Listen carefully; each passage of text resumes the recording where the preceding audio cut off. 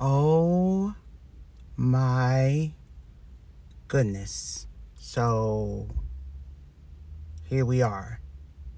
If you have not gotten to the movies to see Sinners, what the hell are you waiting for? This movie is so important to us as Black people to go see.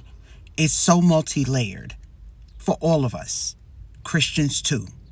Do me a favor, put your Bible down for just a moment and do what it says and lean not to your own understanding and open your mind. This film is so multi-layered. And I promise you, I'm going to probably go see it at least 4 or 5 more times because this is one of those films that you're going to go back and see multi-times and get different information and get different if Easter eggs are going to pop out at you. Now, as a hoodoo woman herself, baby, Annie popped out for me. Annie was big for me. I mean, I kind of guessed going into it that she was going to be the one, but I loved the fact, without seeing the film, I knew she was going to be the love interest.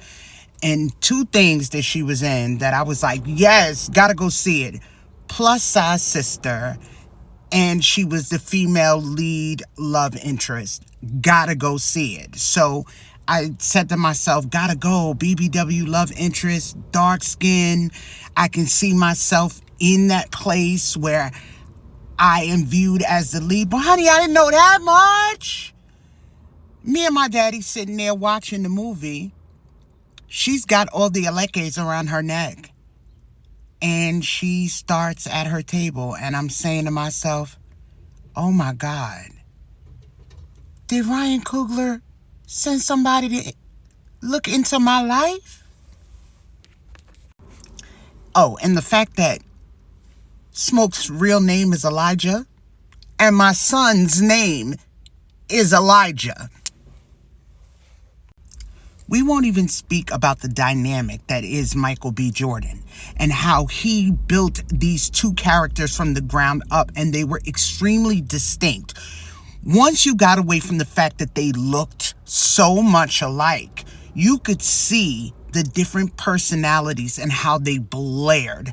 Both very definitive, both very violent, but one had a very I want to say whimsically dangerous personality, where the other one was very, very stern and serious. All right. Stack was more, smiley, jokey, where Smoke, you just didn't want to smoke. And then there's Sammy. Sammy is the center, the nucleus of the story. And what I loved about this in going back in the story is, to me, this is Ryan Coogler's story.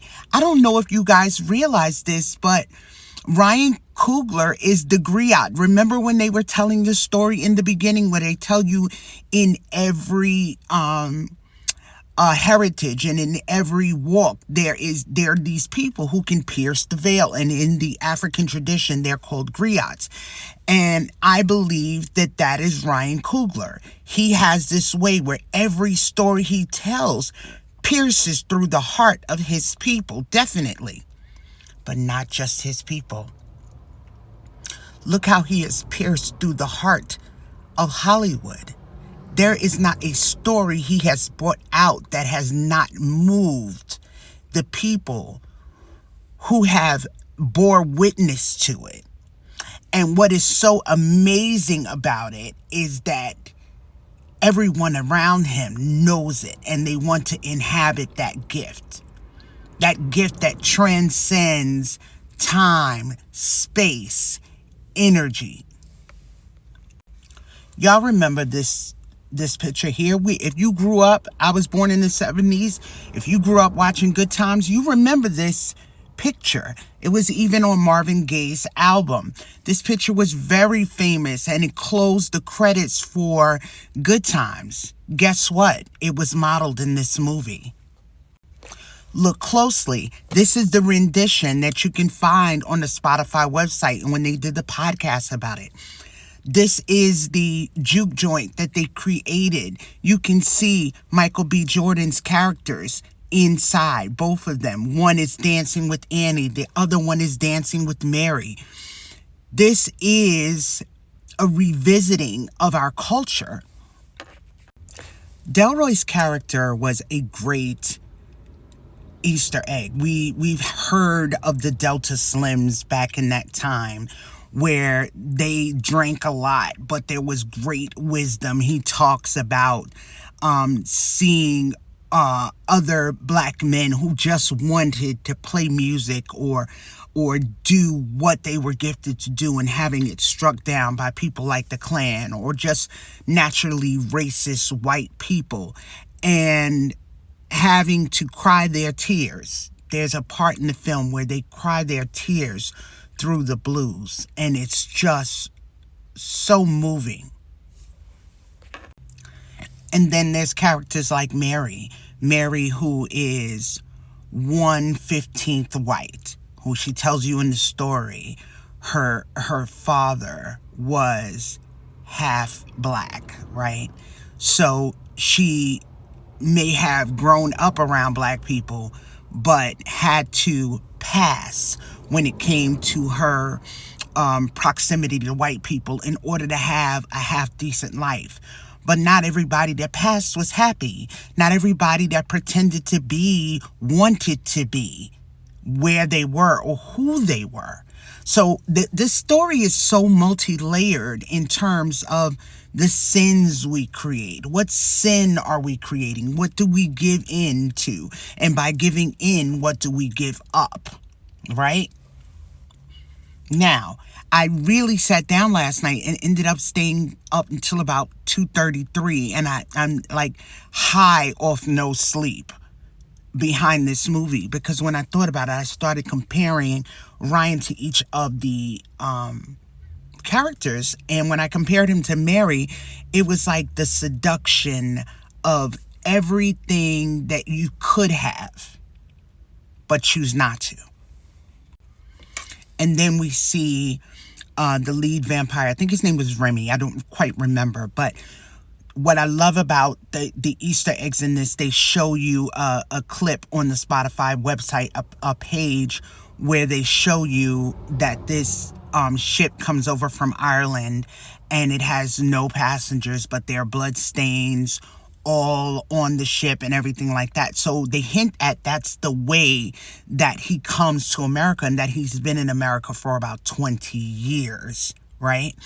And in the film, he appeals to the crowd by saying, listen, you can be free. They've already written you off as dead. He appeals to the fact that they are both immigrants and that they're both treated a certain way and that they're never honored, because at that time, Irish immigrants were treated like indentured servants, right? So he appeals to that portion of black people. But the tale also cautions about who you invite to the cookout and who you let in your door. Because if you know anything about vampires or people who suck away at you, you gotta stop and realize who you're giving access to. In the end, a kind face can sometimes turn into a ravenous one. I say all of this to say, and 10 minutes is just not enough time to talk about the amount of Easter eggs that are in Sinners. When you go watch the movie, there are going to be 2 endings past the credits. Wait for them. You're going to think you've seen it all. Once you see one, there is another one following. Wait for it. And go see this movie.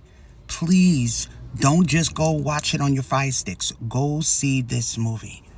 Because this black man was able to retain his rights and get paid off of it now, rather than waiting till they get their money back. So go see it. That's all I'm going to say. Go see it.